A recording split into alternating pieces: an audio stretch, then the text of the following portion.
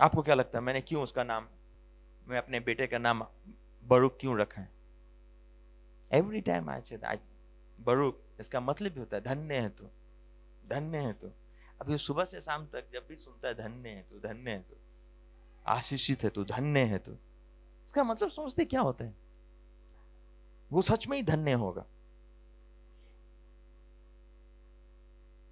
Every time I'm opening mouth, he's getting blessed.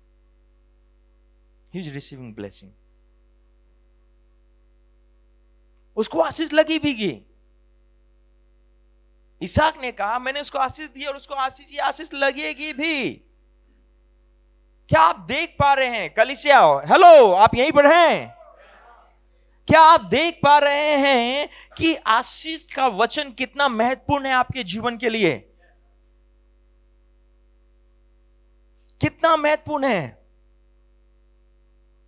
तो इसको guaranteed में ना लें।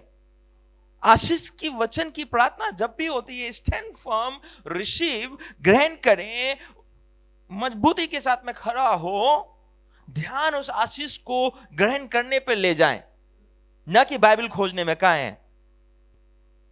जब यहां से जाते हैं तो आशीष लेकर जाएं। क्यों खाली हाथ जाएंगे आप बिना आशीष के? अब एसाव को उस परिस्थिति की गंभीरता पता चलती है। अब उसको दिमाग आता है, धन्य है, उसको दिमाग आ गया। लेकिन आज बहुत सारे मसीह लोगों के पास में यह दिमाग नहीं है। उसको पता चल गया, उसको पता चल गया कि उसने क्या गलती की है। आगे क्या कहता देखें। आगे वो कहता है कि पिता तेरे पास में मेरे लिए कुछ आशीष नहीं बची। सोचो, वो एक भिखारी के समान बन गया। आप समझ रहे हैं? वो एक भिखारी के समान बन गया और अपने पिता से, इसहाक से कह रहा है कि तूने मेरे लिए कुछ नहीं रख छोड़ा। आप जरा सोचो, हम में से बहुत सारे मसीह लोगों के लिए ये एक आम बात होगी कि किसी ने मुंह से आशीष दी है और वो आदमी आशीषित हो गया। अब कोई दूसरे को सेम आशीष नहीं दे सकते।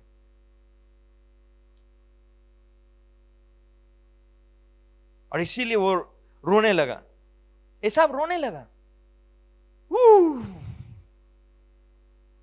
काश हम में से हर एक मसीह लोग ये समझ जाएं, हर एक रविवार एक भी किसी भी कलीसिया का कुर्सी खाली नहीं रहेगा। किसी भी कलीसिया की कुर्सी खाली नहीं रहेगी अगर हम आशीष वचन के सामर्थ्य को समझ ले तो।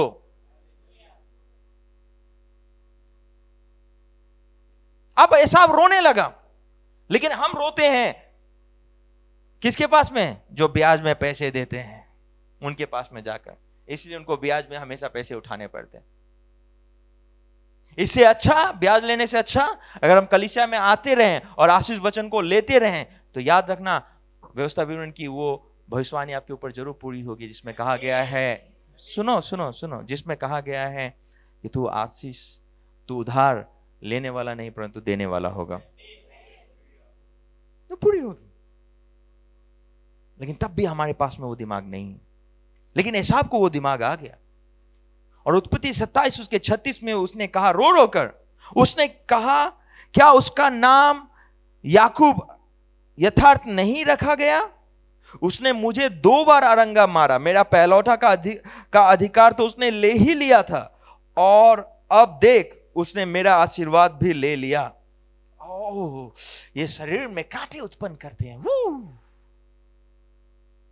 पहलौठा का अधिकार भी शब्द के द्वारा ले लिया, अब आशीष वचन भी ले लिया ग्रहण करने वाले लोग। जब आप चर्च में आते हैं, वहां पे 2 प्रकार के व्यक्ति होते हैं, एक एसाव और एक याकूब। आप उनमें से कौन है?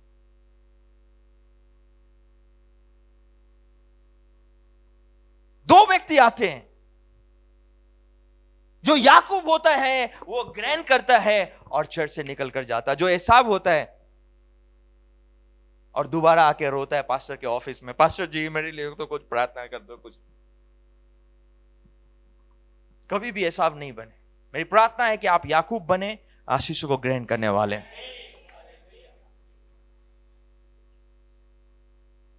उसने कहा, क्या उसका नाम याकूब यथार्थ नहीं रखा गया? उसने मुझे 2 बार रंगा मारा, मेरा पहलौठे का अधिकार तो उसने ले ही लिया था, और अब देख उसने मेरा आशीर्वाद भी ले लिया है। फिर उसने कहा, क्या तूने मेरे लिए कोई आशीर्वाद नहीं सोच रखा है?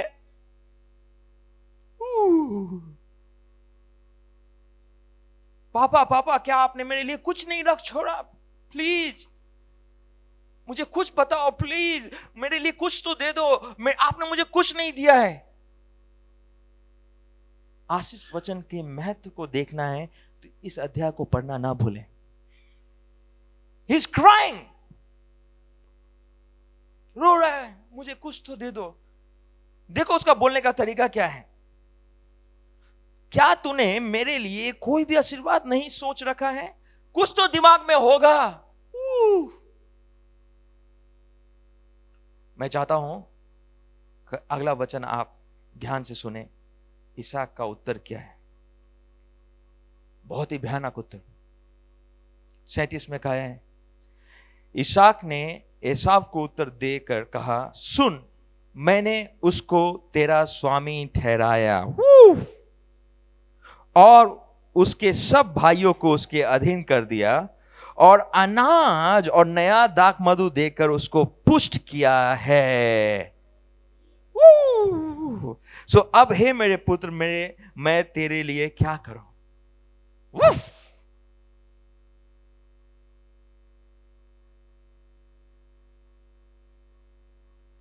मैंने याकूब को तेरे ऊपर प्रभु ठहराया है। कैसे? शब्द के द्वारा। अरे ये होकर रहेगा। इब्रानियों के पत्री में पढ़ते हैं, याकूब ने विश्वास, इसहाक ने विश्वास से ही याकूब को आशीष दी। और जो कुछ विश्वास से है वो सब संभव है।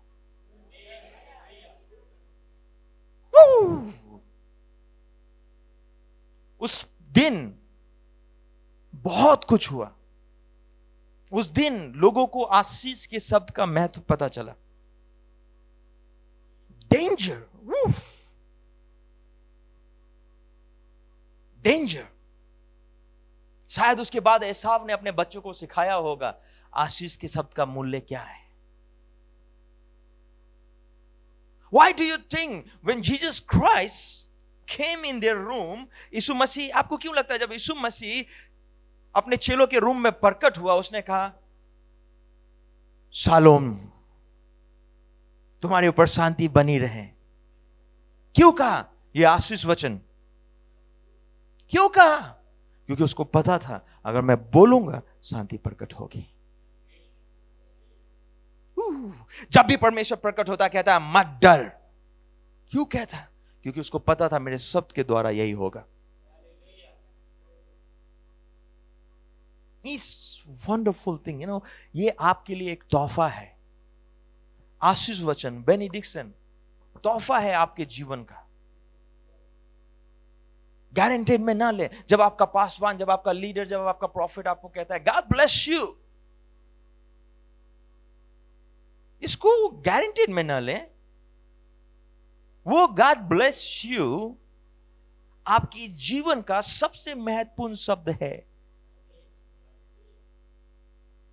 आई एम टेलिंग यू, आपके जीवन का सबसे महत्वपूर्ण शब्द है। मैं कई बार बोलता हूं, परमेश्वर आपके बिजनेस को उन्नति दे। थैंक यू पास्टर जी। आप कौन बन रहे हैं? आप ऐसा बन रहे हैं,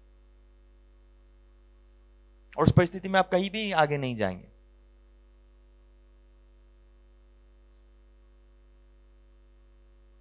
उसके सामर्थ्य को समझ।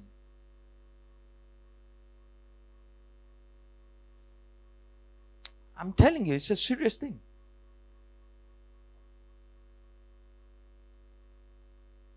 तो जरा सोचे कैसे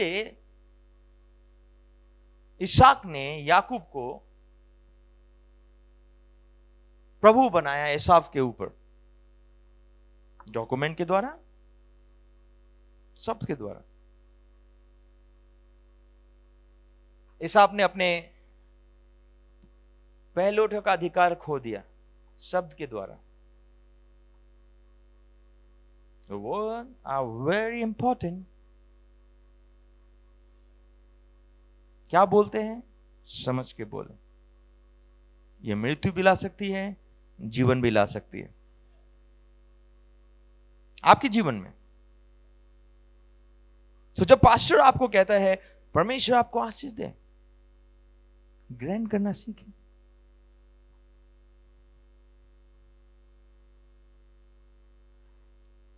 इसहाक का याकूब को आशीष देना इतनी गंभीर बात थी कि उसके पास में कुछ बचा नहीं था एसाव के लिए, क्योंकि उसने, परमेश्वर का वचन कहता है कि उसने उसको अनाज से भी हसफुस किया। इसका मतलब क्या है? समृद्ध कर दिया। तो बाद में इसहाक ने एसाव के लिए केवल एक काम किया, उसको आशीष भी नहीं दी, उसको घोषणा किया कि तू इस बंधन से एक दिन आजाद हो जाएगा। इसको छोड़ के उसके पास में कुछ भी नहीं था। और एक समय आया कि एसाव उस बंधन से आजाद हो गया था। कहां पाते हैं? जब हम पाते हैं, जब याकूब वापस अपने घर पर आता है तो पाता है कि एसाव के पास में उससे ज्यादा भेड़ बकरियां थी। और जो तोहफा वो लेकर आता है एसाव के लिए, वो कहता है कि मुझे जरूरत नहीं, क्योंकि परमेश्वर ने मुझे बहुत आयत से दिया है। तो हम उस कहानी में पाते हैं कि एसाव ने अपने अंदर से करवाट भी निकाल दी। आगे बढ़ने से पहले मैं आपको एक छोटा सा टिप देता हूं, हमेशा याद रखना। एसाव बढ़ गया, उसका एक मुख्य कारण यह भी था कि उसने अपने अंदर से करवाट निकाल दी थी, उसने अपने भाई को क्षमा कर दिया था। करवाट रखो, आप अपने अंदर ही गल गल के मरेंगे। Come out from your bitterness. Esau के साथ जो हुआ बिल्कुल गलत था, कोई सपोर्ट नहीं करता, लेकिन उसने उस बिटरनेस को छोड़ दिया। और जब उसका भाई उससे मिलने आया तो उसको गले लगाया, उसको चूमा। जब उसने अपने भतीजों को देखा तो उसको आशीष दी। हमारा जीवन ऐसा होना चाहिए। जब आप मैं आपको एक बस एक्स्ट्रा चीज बता रहा हूं, जब आपके अंदर में बिटरनेस नहीं हो, आप हमेशा बढ़ेंगे, हमेशा बढ़ेंगे, क्योंकि परमेश्वर अन्याय नहीं है, याद रखना। तो याद रखें, परमेश्वर ने आपके अगुओं को ठहराया कि वो आपके ऊपर आशीष के वचन का उच्चारण करें। नाउ लेट्स रीड दिस, इफिसियों 1 उसका पद 2। इफिसियों 1 और पद 2। इफिसियों 1 और पद 2, यहां पे ऐसा लिखा है, हमारे पिता परमेश्वर और प्रभु यीशु मसीह की ओर से तुम्हें अनुग्रह और शांति मिलती रहे।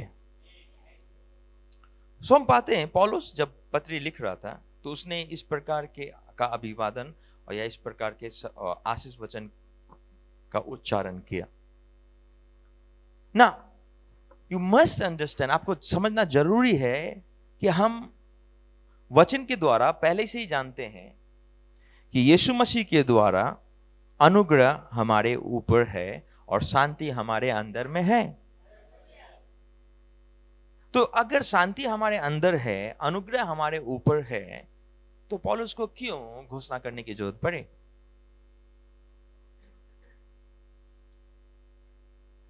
क्यों? क्योंकि परमेश्वर ने कलीसिया को अगुए दिए हैं ताकि वे अगुए परमेश्वर के आशीष वचन का प्रकटीकरण आपके ऊपर लेकर आ सके। सच्चाई है, आत्मिक वातावरण में आप आशीषित हैं, लेकिन कौन उसको प्रकट करता है? जब आप कलीसिया में आते हैं, आपका प्रॉफिट, आपके पास्टर, एवेंजलिस्ट, आपके अगुवे, पुरनी, जितने बार भी वो आपको बोलते हैं increase and multiply, I'm telling you, there is a power in the word of God. There is a power, सामर्थ है। अगर आप उस विवेक से जाते हैं कि मुझे आशीष दी गई है, आई एम ब्लेस्ड नाउ, मैं आशीषित हूं, मैं जरूर फलवंत होऊंगा, आप जरूर होंगे, आप जरूर होंगे। हो सकता है कि वो फलवंत उस समय आपको नहीं दिखे। जब याकूब को आशीष दी गई तो उसी समय उसके पास में घोड़े बैल बकरियां नहीं आ गई, उसी समय उसके पास में अनाज नहीं आए।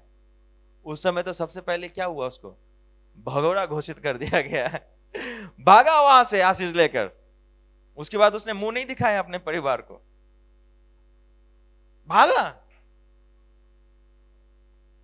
तो हो सकता है आप कलीसिया में आ रहे हो और आप भाग रहे हो परिस्थितियों के पीछे पीछे, परिस्थितियां आपके पीछे, आप आगे आगे, आप वो पीछे पीछे, फिर कभी वो आगे, आप पीछे, आप आगे, वो पीछे। लेकिन एक समय आएगा जब आपको लगेगा कि आपको धोखा दिया जा रहा है। याकूब को बहुत बार धोखा दे दिया उसके ससुर ने।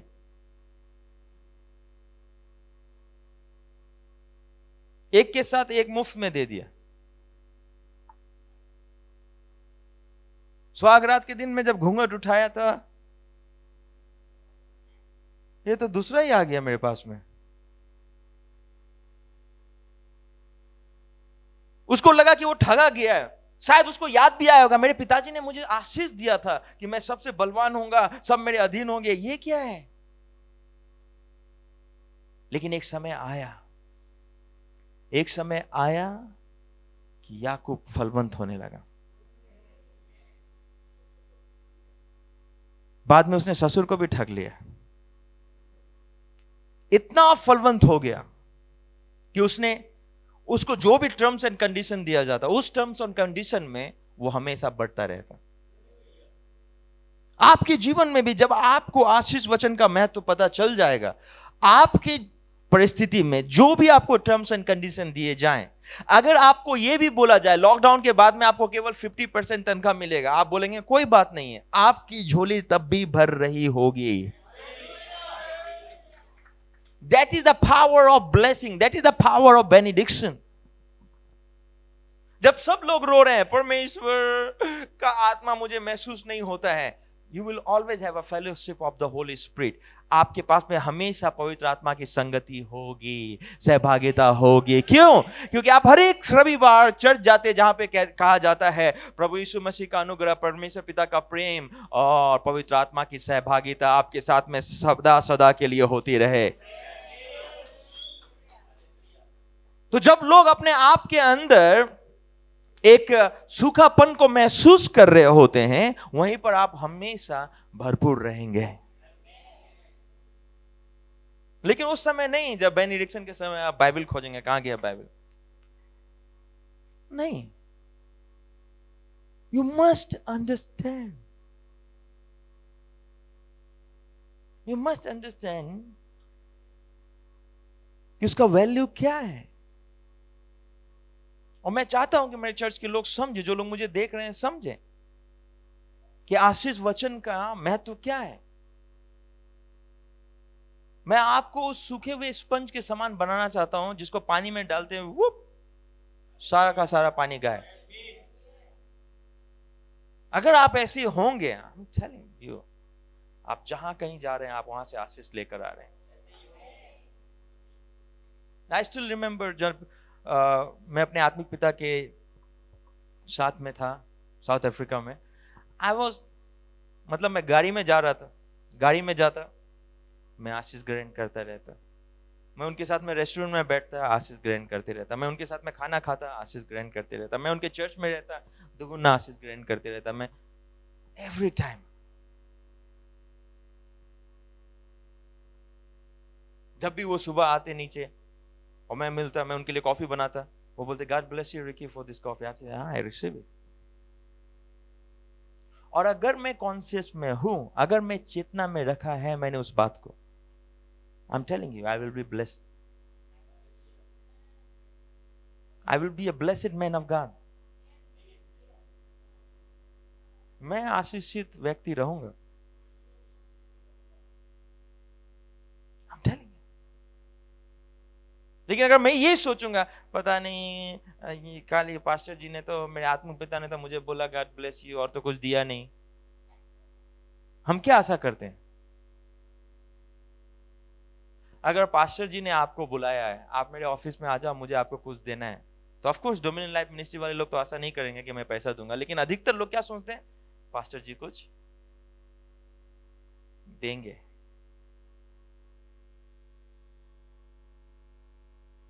वो भूल जाते हैं कि उनको क्या क्या चीज की जरूरत है। उनको आशीष वचन की जरूरत है। उनको आशीष वचन की जरूरत है। उनको आशीष वचन की जरूरत है। मैं अभी गांव में जब गया तो मैंने सबसे पहले पूछा एक भाई से कि आपका वो गाय कहाँ है? उन्होंने बोला उधर रखा हुआ। हमने चलो गया और हमने जाकर उसको आशीष देकर आए, ज्यादा दूध देने के लिए। मैं जब भी किसी के पास में जाता हूं मैं बोलता आपका बिजनेस कहाँ है? बोलते वो वहां पे। हमने चलो, I want to bless that business. मैं पागल नहीं हूं, मतलब मैं बिजनेस को आशीष दे रहा हूं, गाड़ी के चाबी को आशीष दे रहा हूं ना।